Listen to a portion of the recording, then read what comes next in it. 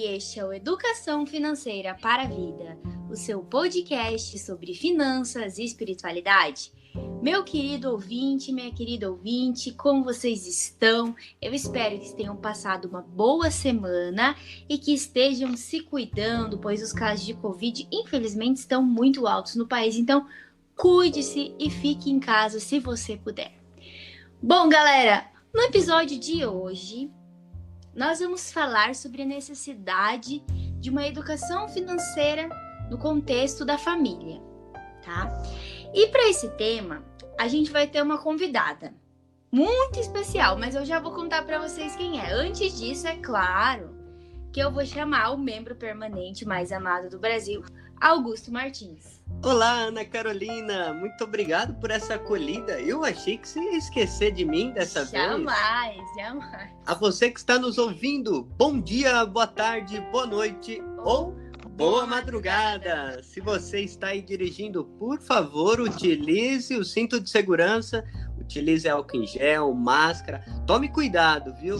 Porque de maneira muito triste, o nosso país, aqui no Brasil, chegamos a 250 mil mortes pelo Covid, né? Olha que tristeza. Então, tome cuidado, nossos ouvintes, por favor, com responsabilidade, cuide de sua família, dos seus amigos e, se puder, fique em casa, né?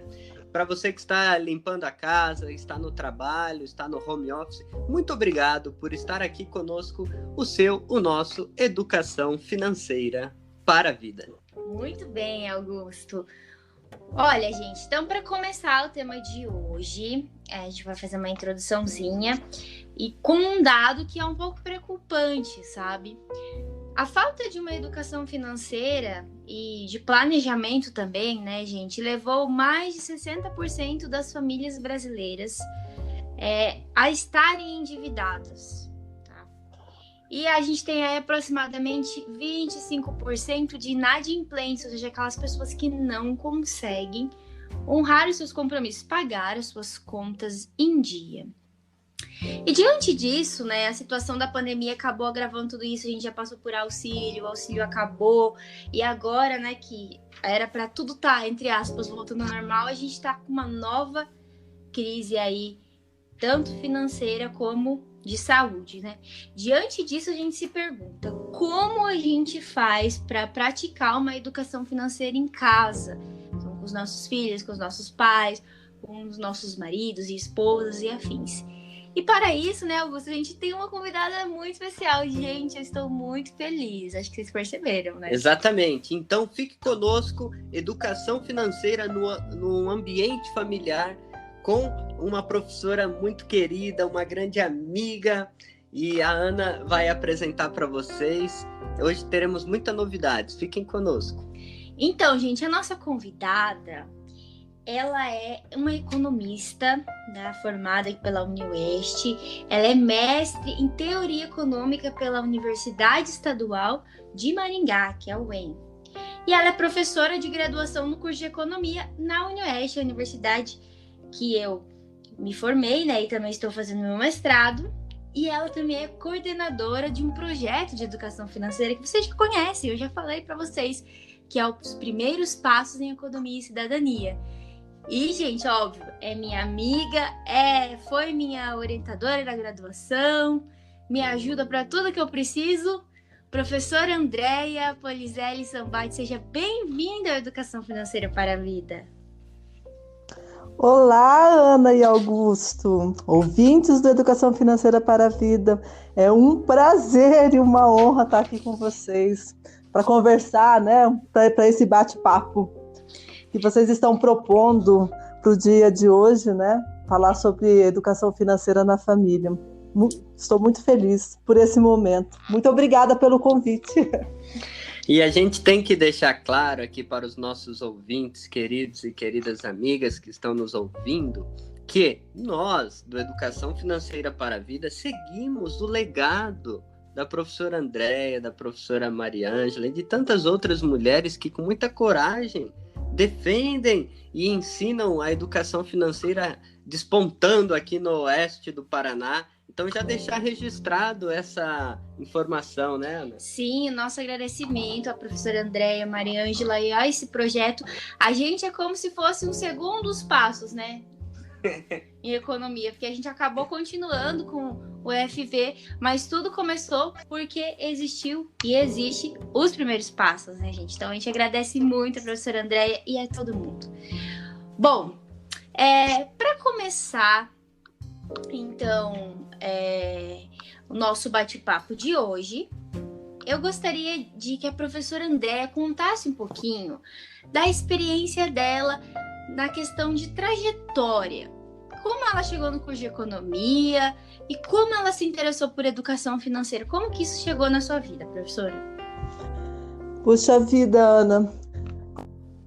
Pergunta dessa natureza passa um filme, né, na cabeça da gente. É um filme mesmo, porque eu não entrei no curso de economia, eu não fiz a escolha do curso de economia, uma primeira escolha. Eu entrei no curso de economia por reopção. Eu tinha feito o vestibular, na verdade, eu fiz a graduação também na UEM, em Maringá.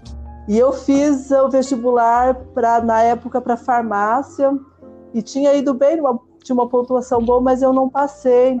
E aí eu falei assim, mas o que eu vou fazer nessa área? Não tem nada a ver comigo, eu tenho que tentar alguma coisa na área de humanas que eu acho que tem mais a ver comigo. Era o meu primeiro vestibular valendo, digamos assim, eu tinha acabado de me formar, terminar o ensino médio, hoje ensino médio, né?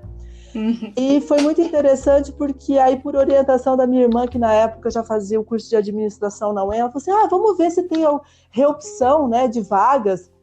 De repente você entra em algum curso, você não tinha zerado, tinha boa pontuação, e aí você, de repente, faz algumas disciplinas que aí na minha cabeça, de repente, eu poderia vir a prestar um outro vestibular, de repente, para o curso de Direito, mas nunca curso de Economia. Quando eu cheguei lá para fazer reopção, eu olhei assim, tinha Ciências Contábeis e tinha Economia, Ciências Econômicas. Olhei para Ciências Econômicas e falei assim, nossa, que nome bonito! Tinha 20 vagas sobrando, porque as pessoas zeraram no vestibular. E foi assim que eu entrei no curso de economia. Assim como eu, mais 20 pessoas que tinham prestado outros cursos e que, naquele momento, fizeram a escolha, né, pela economia por suas razões. E a maioria dos que se formaram comigo foram esses alunos que entraram como reopção. Então eu me apaixonei pela economia fazendo o curso de ciências econômicas. Eu me descobri economista fazendo o curso. E assim, se você me perguntar se hoje eu faria um outro curso, eu não faria outro curso. Eu gosto de me aperfeiçoar, né, nas várias frentes que a economia abrange, e a gente não estuda sempre a mesma coisa, a gente sente necessidade de ir aprendendo coisa nova para o nosso olhar ir se calibrando, né, conforme as coisas vão acontecendo, os eventos vão acontecendo, eventos econômicos, as crises e tal, e que faz com que a gente tenha a necessidade de fazer de ter um outro olhar. E assim eu fiz a graduação, e me vi querendo ser professora já na graduação. Ainda bem, né, gente? Graças a Deus. Isso, e eu me apaixonei pela macro, né? Nessa época não existia nada falando sobre educação financeira. Né? Lá nos anos 90, ainda eu entrei em 94 na universidade, então não se falava nada, falava de plano real, mas não falava de educação financeira. E aí, quando eu me formei, eu sabia como eu queria ser professora. Eu sabia que eu precisava fazer mestrado, então eu já terminei, assim como você, Ana, terminei e fui para o mestrado. Então, quando eu saí do mestrado, eu já estava lecionando e logo em seguida eu me casei e vim para Cascavel, que até então eu tive um período que eu morei em Campo Mourão, antes de vir para cá.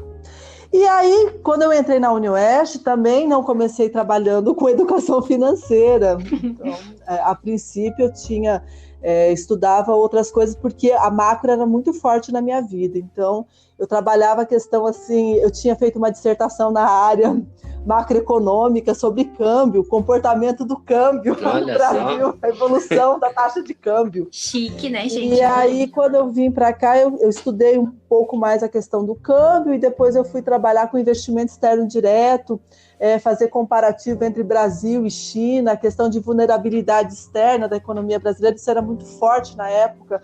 Passei alguns anos trabalhando com isso.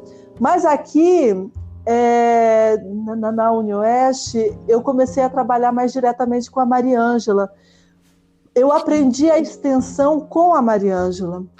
Na verdade, a Mariângela ela já desenvolvia iniciativas de extensão e quando eu me vi, eu estava envolvida com algumas outras atividades que ela já vinha desenvolvendo. Teve uma época que era relacionada com a Feira dos Pequenos Produtores e tal, aqui em Cascavel. E aí foi ganhando assim, aquele gosto pela extensão, que não era uma prática, eu nunca tinha feito enquanto graduação, iniciativas de extensão. Fiz projeto de ensino, fiz projeto de iniciação científica, já naquela época já se tinha, mas a extensão não fazia parte, não fez parte da minha graduação. Mas com a Mariângela aqui, assim, ela acolheu e foi muito incrível. Quando a gente...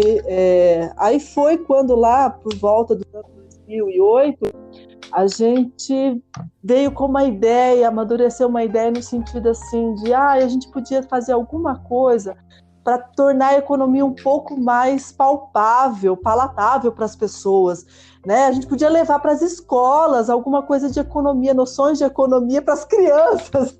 Foi isso que foi a nossa ideia. Que legal. Talvez por influência do Dr. Ovídio, que é o nosso médico obstetra, que ele estava com uma preocupação com a educação, da importância da educação, e que a gente tinha que fazer ações para envolver as crianças, dar oportunidade. Aí aquilo chamou a gente de uma tal forma, porque eu sou filha de escola pública, eu sou de cidade pequena, então, assim, eu sei a importância e o valor que tem a educação para mim. Eu só sou o que eu sou porque eu tive a oportunidade de estudar.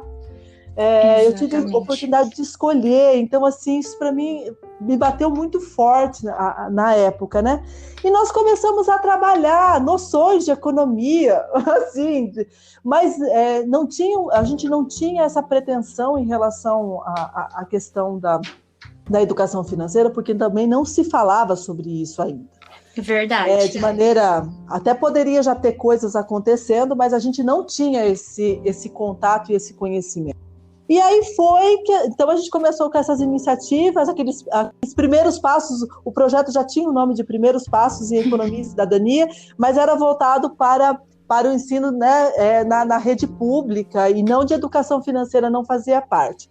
Foi aí que em 2011 a gente já tinha amadurecido algumas ideias, aí a gente já começou a alinhavar e a gente reformulou o título do projeto, e em 2011 inaugurou-se o tempo dos primeiros passos com a educação financeira.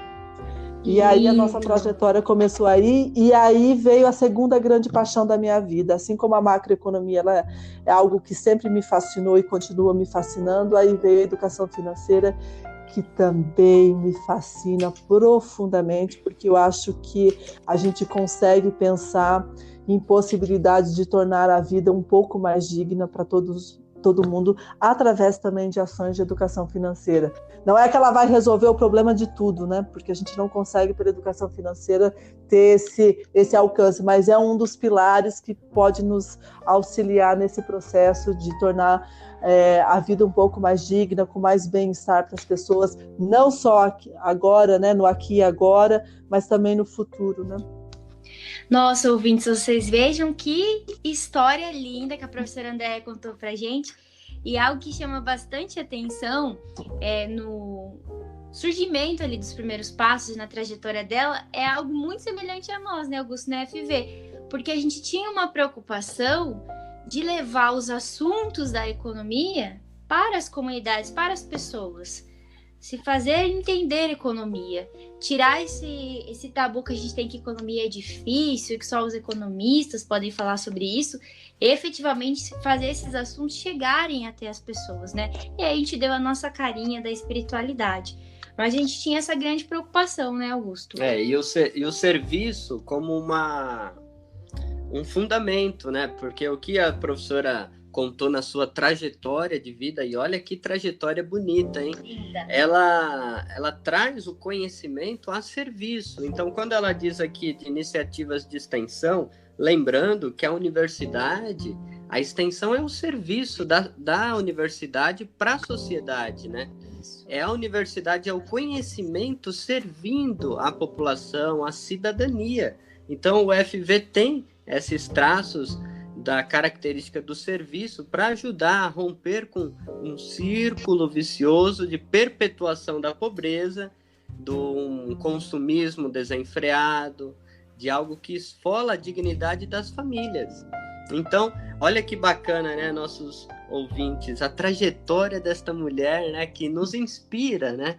Com certeza, né? Os ouvintes também já ouviram alguns episódios passados em que eu comentei sobre a importância da extensão na minha vida e como eu me identifiquei, que eu também já trabalhei em outros projetos, mas foi graças ao trabalho com as profs nos primeiros passos que eu pude descobrir efetivamente qual era a minha grande paixão, minha vocação de economista, com o que eu queria trabalhar, né? E também que nasceu o FV. Então, por isso que a gente está hoje, né? Eu sou super feliz e tá até um pouco nervoso, né? Nós estamos bastante, assim, emocionados, porque imagina, né, gente?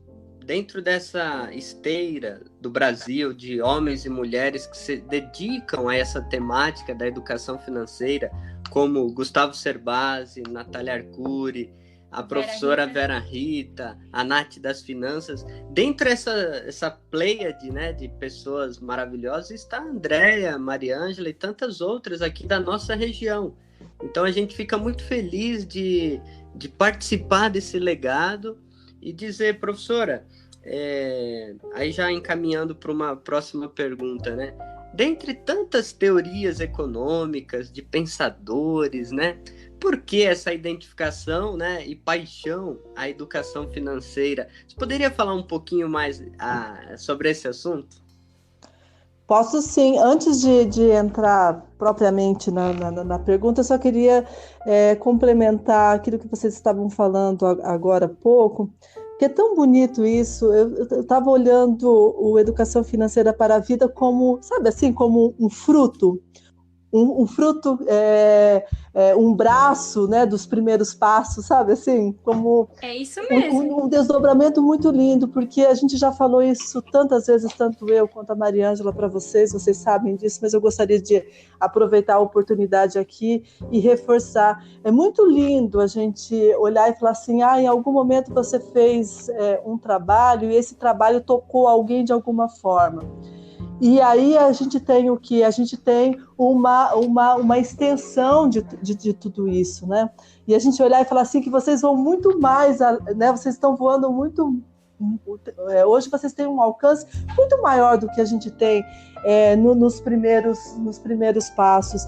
Mas, ao mesmo tempo, a gente olha com tanta satisfação, com tanta alegria, com tanto orgulho, porque é muito bom a gente ter esse sentimento de olhar e falar assim, a sementinha foi plantada e de alguma forma ela deu bons frutos, e frutos para o bem, para um bem comum, para um bem maior.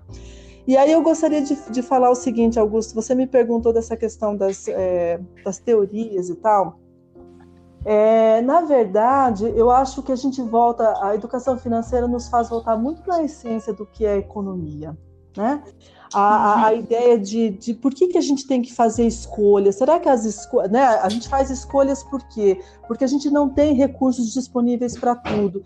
E esses recursos não é apenas a questão da renda. Nós falamos de recurso como o tempo, a nossa atenção, que é uma coisa mais atual, a nossa própria vida em si, né? A gente sabe que o nosso ciclo de vida ele tem uma finitude. Então, como é que a gente vai efetuar as nossas escolhas? Será que todo mundo tem o mesmo ponto de partida? Então, a educação financeira, ela nos fez voltar para a essência da economia. Como é que a gente faz as nossas escolhas? Né? De que maneira? Será que a gente efetivamente tem autonomia? E a autonomia também passa pela questão da renda. É a partir dela que você tem condições de dizer assim, isso eu quero para a minha vida, isso eu não quero. Agora, nem todo mundo tem as mesmas condições. Então, esse foi um primeiro aspecto que é essa retomada da essência da ciência econômica. Eu acho que ficou muito forte. Um segundo aspecto que ficou muito forte também é a questão do comportamento humano. Porque a economia é uma ciência que lida com pessoas, mas muitas vezes a ideia de como as pessoas se comportam, tomam as suas decisões, elas são vistas de uma maneira muito pela racionalidade econômica, como se a gente só tomasse decisões as mais acertadas possíveis, ótimas, não faço nada fora do planejado, nada fora do programado, não é isso? Como se tudo fosse... como se o mundo fosse formado por homo econômicos, né? Aquele ser super-homem ou mulher maravilha que resolve tudo, que é capaz de tudo. E a gente sabe que não é bem assim. Nós estamos muito mais parecidos com o Homer Simpson, né? É verdade. Cheio de falhas, cheio de dificuldade, a gente planeja e não executa, enfim. E aí aí tem uma outra coisa que é muito importante comentar aqui, porque eu não falei na questão da trajetória, mas conversa muito com o que nós estamos nesse encaminhamento aqui, que é justamente a ideia de que a gente entendeu, quando a gente entrou em 2011 com os primeiros passos, com esse enfoque na educação financeira, a gente sentiu a necessidade de estudar. A gente sentiu a necessidade de ler sobre. E aí foi que veio também essa vertente, Augusto, da área comportamental. Porque a gente percebeu que não era simplesmente vir e fazer iniciativas de extensão que focasse, vamos aqui montar um orçamento, vocês precisam aprender a fazer um orçamento, porque isso é parte do planejamento. Ah, lindo isso! Né? Vamos usar a calculadora, vamos fazer as anotações. Mas quem é que executa o planejamento? Quem é que monta o orçamento? O que ele revela sobre uma família, sobre as pessoas envolvidas? A gente entendeu que não basta simplesmente você vir e falar assim, olha, a técnica é essa.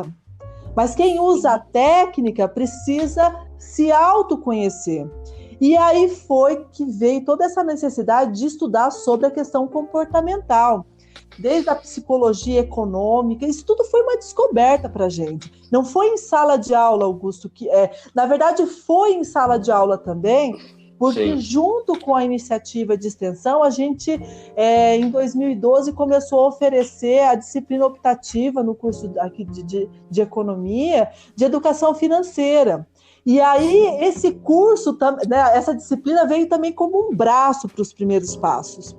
Em que sentido? No sentido de estar sempre com uma leitura renovada, sempre com uma leitura antenada nas questões, aquilo que estava vindo, porque ainda tinha muita coisa que era novidade. A gente não tinha essa gama toda de blogs, de youtubers, ainda disponíveis, então era um trabalho de garimpo, um investimento pessoal, comprando material, lendo, estudando, investindo no nosso conhecimento para poder fazer iniciativas que fossem realmente fundamentadas e que a gente não estivesse fazendo bobagem num trabalho novo, entendeu? E aí foi aí que veio essa paixão. Tanto é que o ano passado, né, e esse ano a gente tive a oportunidade de fazer curso com a Vera Rita, eu e a Ana. Isso é um sonho, porque a pandemia tem as suas coisas tão difíceis e doloridas, mas ao mesmo tempo o fato da gente ter que fazer várias coisas de maneira remota nos deu a oportunidade de fazer cursos que de uma outra maneira não teria como fazer. E a Vera Rita, Sim. que trabalha com psicologia econômica, ela é um exemplo para a gente de conhecimento dentro dessa área, e a gente se utiliza muito dos conhecimentos dela para os trabalhos que a gente desenvolve. Então foi uma gratidão enorme. Então é isso, é esse trabalho contínuo, que não para, não cessa, porque a gente vai em frentes diferentes, as iniciativas, elas envolvem o ciclo de vida das pessoas, então envolve crianças, envolve jovens, envolve adultos, envolvem idosos, então a gente trabalha o ciclo como um todo, e a gente precisa sempre lembrar que para qualquer coisa que a gente se propõe a fazer, a gente tem que olhar esse público que a gente está querendo oferecer alguma coisa e ter respeito por esse público, então estudar, se organizar e fazer a coisa da melhor, né, a entrega da melhor maneira possível. Olha, professora, que bacana, viu? Você, mais do que respondeu a pergunta, você, assim, deu um show, né? Porque justamente eu provoquei a questão das teorias econômicas e por que você se encantou tanto pela educação financeira, justamente para ouvir esse encantamento, né?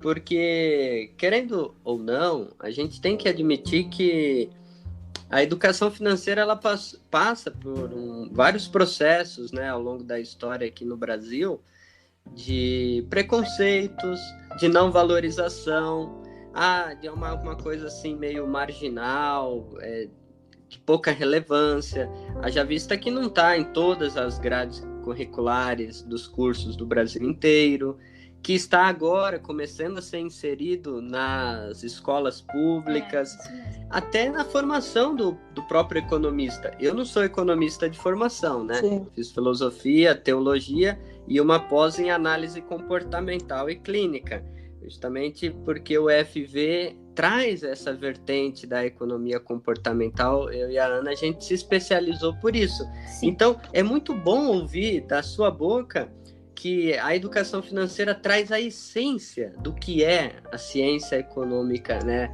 Ciência social aplicada, a essência das decisões. Que faz parte da vida, né, da gente. Exatamente. É o cotidiano, né, gente? É isso que, às vezes, as pessoas têm dificuldade. É um texto que eu escrevi essa semana, eu falei sobre isso. Dificuldade de enxergar, às vezes, a economia no cotidiano que as pessoas têm. A educação financeira, ela clareia tudo isso.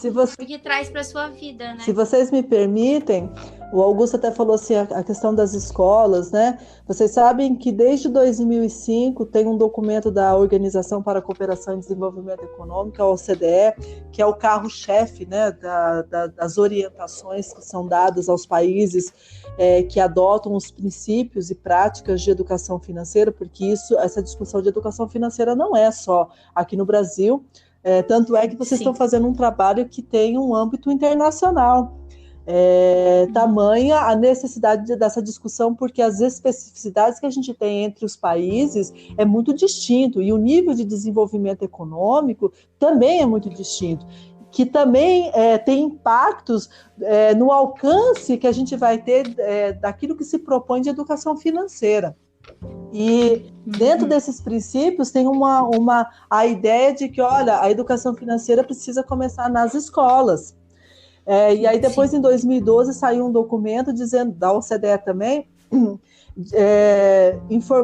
orientando que a educação financeira teria que ser incluída nas escolas como uma disciplina obrigatória, né? De preferência, né? Uma recomendação que fosse de maneira obrigatória, ou seja, solo, sem a ideia dessa transversalidade. Mas a gente sabe que isso é um processo, a gente não consegue, para a nossa realidade, ainda a gente não consegue essa efetividade logo de cara, enfim. Mas é um trabalho. Então, se as escolas já tiverem isso de maneira transversal, já é um começo, porque a ideia de você fazer um trabalho conjunto, né? A família como uma frente e a escola como uma outra frente, né? Em prol de que essa educação financeira comece o mais cedo possível na vida das pessoas, né? De preferência das crianças. Olha só, pessoal, falando em família, já que a professora tocou nesse assunto, vamos para uma segunda parte do nosso bate-papo, que tem a ver com essa questão prática, né? Educação financeira nas famílias. Porque as famílias têm dificuldade, muitas vezes, de falar sobre dinheiro. A gente até falou sobre isso no episódio passado, sobre o diálogo, né, Augusto? Isso. E aí eu trouxe um dado aqui interessante, mas triste um pouco, né? Porque diz assim, os problemas financeiros, que segundo o IBGE, que trouxe essa pesquisa, eles são responsáveis por aproximadamente 57% dos divórcios que ocorreram no país nos últimos anos. Ou seja, as famílias, os casais, às vezes têm dificuldade de falar sobre dinheiro, porque quando vai começar a falar sobre isso, é brigas, é discussões, e não é projetos e não sonhos, que como a gente falou no podcast passado. E agora eu queria que a professora Andréia contasse um pouco, porque, gente, ela tem 3 filhos lindos, né? O esposo dela, o Chicão. Como é que dentro de casa funciona essa educação financeira, prof, no âmbito familiar? O que você aplica? A gente quer saber como que funciona lá na casa de vocês. Ok. Bom, a primeira coisa que eu gostaria de falar, apesar da gente usar sempre isso, né? Hoje isso é mais claro, né? A educação financeira hoje é mais... A gente fala mais abertamente, inclusive, não é só por conta do projeto, né? A gente fala mais abertamente porque o assunto ele virou uma coisa mais do cotidiano na vida das pessoas. Mas quando eu comecei a namorar o Chicão, lá no túnel do tempo, eu já estou com ele há quase 25 anos, já são 19 anos de casado. Enfim, quando a gente olha e fala assim, naquela época a gente brinca e fala assim, olha a importância de quando você começa a namorar, já ir falando sobre. Então ele me conquistou falando de economia, de verdade, porque ele sempre gostou muito de economia e ele me conquistou com a conversa, porque ele é da área da computação. Enfim, mas a gente não se fala, né? Quando começou a namorar, essas questões assim, como é que você lida com dinheiro? Isso não era uma coisa que a gente conversava. Você vem de uma estrutura familiar, ele vinha de uma outra estrutura familiar, mas como a gente sempre teve muita unidade, muito diálogo, então a gente nunca teve problemas em relação a isso, de falta de confiança ou de como lidar com isso depois, né, depois de casado. Não era uma coisa... É claro que de início você tem um jeito de fazer algumas coisas, às vezes você tem um certo desconforto, porque mulher é muito diferente de homem.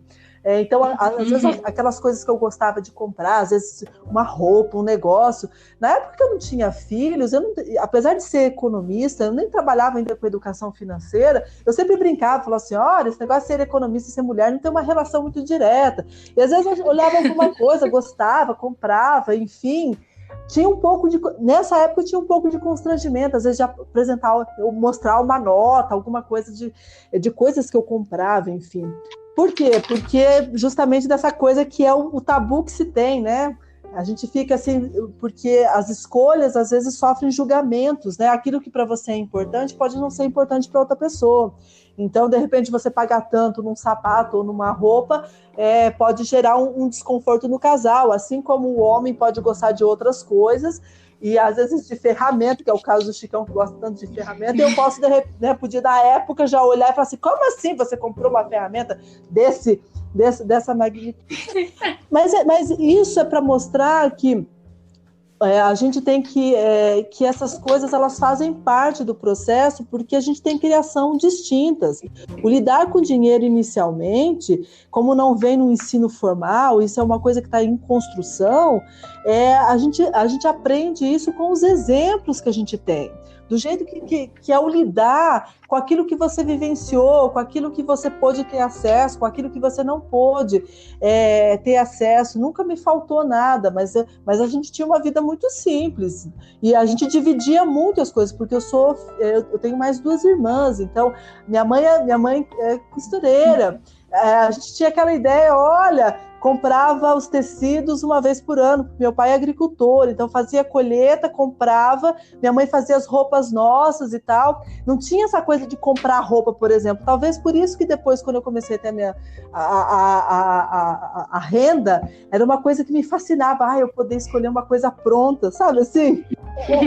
São coisas que fazem parte do imaginário quando a gente pensa em o jeito que a gente lida com o dinheiro. Então não tem uma regra, porque cada um tem a sua história de vida e o seu jeito de fazer as coisas depende muito de como foi construído isso ao longo do tempo, das suas alegrias e tristezas, onde o dinheiro fez parte disso, permeou isso. Não como um fim em si mesmo, mas como algo que você teve momentos de alegria, de tristeza, enfim. E a gente foi sempre construindo a nossa vida nesse sentido. Aí começou a vir os filhos, né? Enfim, eu tenho, como a Ana disse, eu tenho 3. Hoje, o meu mais velho já tem 15, o meu do meio tem 12, e a minha caçula tem 10. Mas é uma longa trajetória, e eles fizeram um pouco parte desse processo da educação financeira, né? Por quê? Porque eu já estava envolvida com ações aí depois de educação financeira, quando eles, né, começaram a compreender algumas coisas. Então, de uma certa forma, eu senti um interesse maior, inclusive de leituras. Eu fiz um garimpo, eu sempre, até hoje eu ainda compro muita literatura para a família, e inclusive para criança também, desde gibi, né, dos livros que saem com enfoque de educação financeira, porque eu achava que os primeiros a poder ter esse acesso teriam que ser os meus filhos, e que pudessem... E fiz muita parceria com a escola, porque às vezes eles vinham com alguma coisa, com material da escola, às vezes uma apostila, e tinha uma indicação, porque, como eu disse para vocês, dessa questão da inserção da educação financeira de maneira transversal, e na escola, uma das escolas que eles estudaram, que hoje a Juliana ainda continua estudando, eles trouxeram isso de alguma maneira eles trazem isso de alguma maneira para o material e tudo. E às vezes, quando tem alguma indicação lá, eu falo, tem um livro em casa, levem para a escola, compartilhem com os colegas. Então eu sempre gostei muito disso, porque eu acho que a gente tem que aproveitar as oportunidades, né? E com eles, apesar da gente não ter... Eu e o Chicão, a gente não tem o hábito de fazer um orçamento comum, digamos assim. A gente não pega uma planilha e fala assim, olha, listamos... Porque não tem um tamanho único, tá? Isso é uma coisa importante a gente falar. O orçamento dentro de uma casa, ele vai muito, né? O orçamento e o planejamento vai muito de como é que é a conversa, como é que se estabelece, né? O jeito de fazer. E se está funcionando, ok, siga em frente e continue do jeito que você está fazendo. Então a gente, assim, como ele tinha, o trabalho dele, a gente sempre trabalhou os dois, enfim, a gente não tinha, então a gente não, eu tinha minha conta corrente, ele a dele, então a gente nunca teve, por exemplo, uma conta conjunta de banco. A gente nunca, então, fez um orçamento único. As nossas escolhas em relação a... Então, eu falo assim, como é que vocês definem? Soma tudo e divide em 2?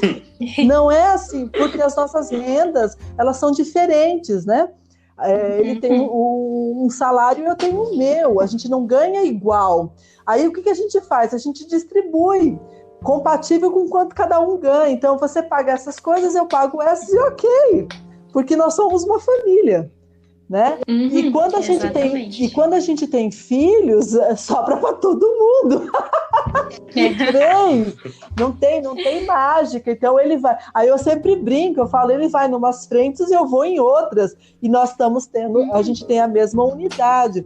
Mas a gente não tem problema em conversar sobre isso, inclusive com relação às crianças. Mas a gente também não atribui a eles responsabilidade ou o nosso tom de conversa com eles não envolve um nível que eles ainda não têm condições de responder, porque eu acho que isso também é importante. Mas a gente sempre tentou fazer algumas coisas, né, nessa questão escolar, quando foram para uma escola, teve a situação de ir para a escola que tinha cantina na escola. Porque até então, porque também tem isso, né? Se você não sai de casa, você não precisa do dinheiro, né? Você só está na relação de dependência. E aí isso foi um gesto de autonomia para eles, né? Imagina, eu posso, né, comprar alguma coisa na cantina. Sim. Veja só, aí quando isso aconteceu, a gente definiu uma semanada, então eles tinham o dia de comer o lanche da escola. Isso foi muito interessante. Você sabe o que foi interessante? Porque o Zezinho, o primeiro dia que ele teve os R$10 dele da semana, ele torrou tudo. Tudo! Tipo assim, ele foi lá e precisa, sei lá o que comprou, acho que até sorvete comprou, enfim, na época. E aí, depois que passou isso, que deu aquele negócio, tive acesso, ele simplesmente falava o seguinte, ele pegava o dinheiro da semanada e ele guardava e levava lanche de casa. Então, porque de alguma forma, as coisas que a gente foi falando, as coisas que eles foram lendo, né, de literatura infantil, de coisas, as coisas que eles foram vendo, as conversas que eles vão escutando, porque tudo isso fica na formação deles. Quando a gente não fica escondendo as coisas, a gente conversa com eles sobre dinheiro de uma maneira mais natural, mais aberta. Então eles se sentem mais confortáveis para fazer isso. E a gente percebeu isso acontecendo. A Juliana, por exemplo, que é a minha caçula, nessa época já tinha na escola que ela estudou, que não é essa que ela está hoje, tinha também uma livraria. E um dia ela simplesmente assaltou o cofrinho dela. Ela levou o cofrinho dela para a escola. E eu só fui descobrir que ela tinha levado o cofrinho porque ela falou assim para mim, olha como é que a confiança é uma coisa importante, né? Porque eles são tão inocentes que às vezes eles fazem as coisas e eles contam pra gente, né? Porque eles sentem confiança. E isso é uma coisa muito importante na relação com os filhos.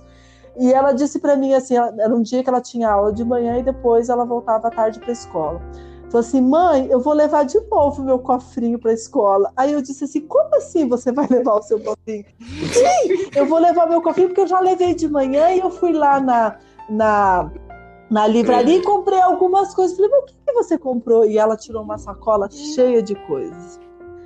E aí é o momento do sentar e conversar, né? E explicar, olha, não é bem assim, você levou, o dinheiro é seu. Aí deixa eu explicar, porque o cofrinho, eles têm um cofrinho em casa e de uns anos para cá, quando chega assim aniversário, final de ano, eles sempre ganham dos avós, dos tios, das tias, um valor, porque às vezes eles não sabem o que comprar, falam, eles não estão precisando de nada, a gente não sabe o que comprar, e dá em dinheiro, porque aí também dá autonomia para eles escolherem o que eles querem comprar. E a Juliana teve esse episódio, ela tinha dinheiro no cofrinho e ela fez essa... E aí nessas horas a gente tem que sentar e conversar, porque isso é o aprendizado, essa é a prática da educação financeira em casa.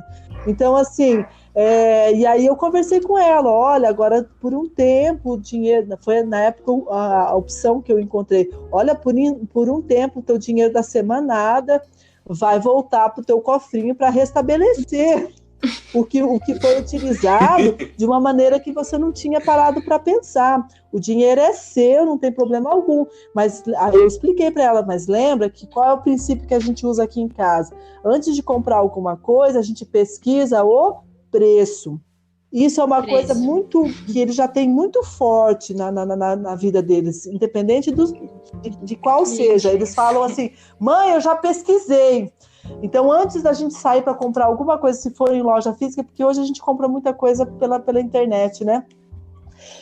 Aí a gente ajuda a eles refletirem do sentido assim, às vezes saiu, olhou alguma coisa e falou assim, olha, vamos ponderar, você realmente quer muito isso?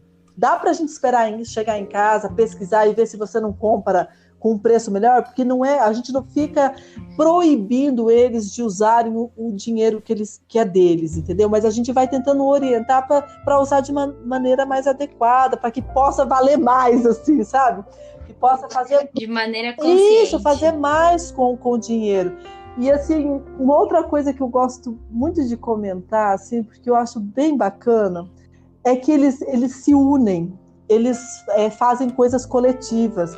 Nós queremos atualizar o nosso computador porque a gente gosta de jogar.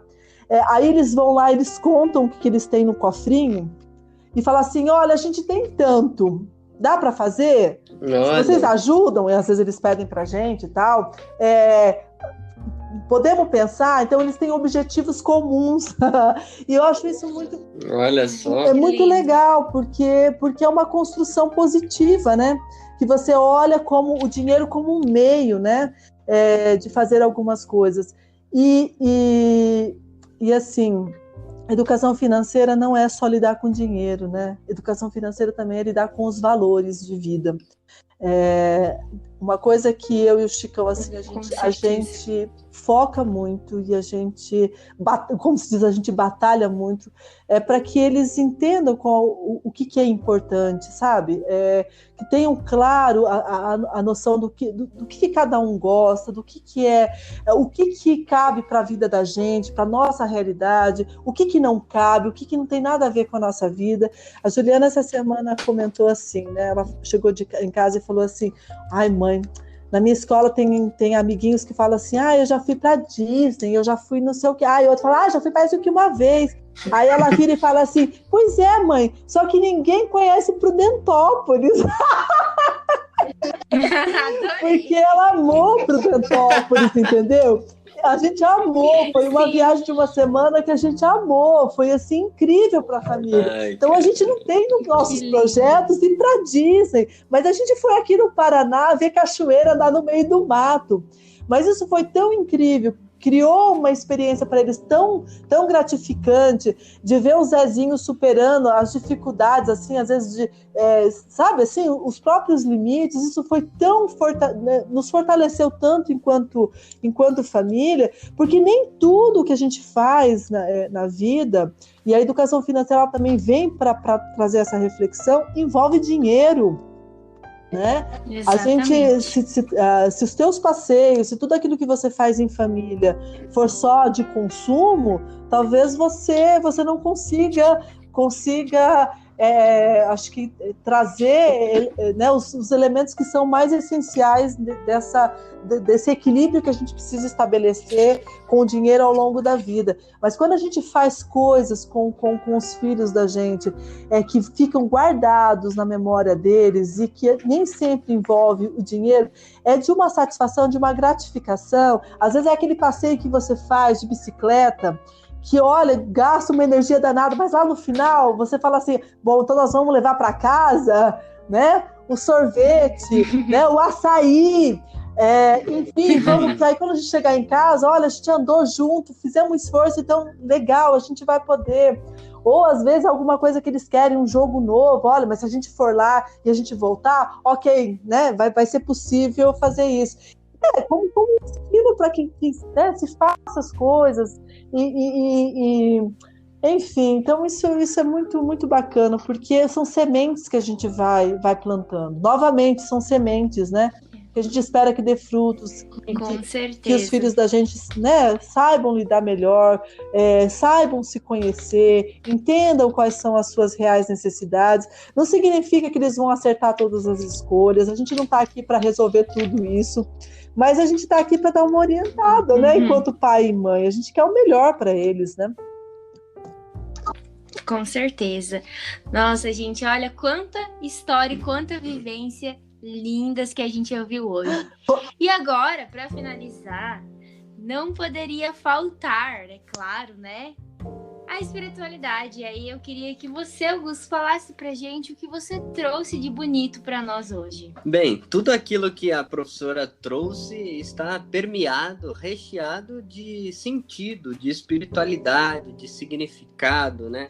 Mas, assim, de maneira, vamos dizer, textual, eu trouxe um escrito do Papa Francisco que vai nos ajudar a iluminar, né? Como a educação financeira no âmbito familiar, como que é bonito isso que o Papa chama do Evangelho da Família, essa alegria da convivência familiar, de viver o amor na família. Ele escreveu esse texto em 19 de março de 2016, então vai completar aí 5 anos. Nossa.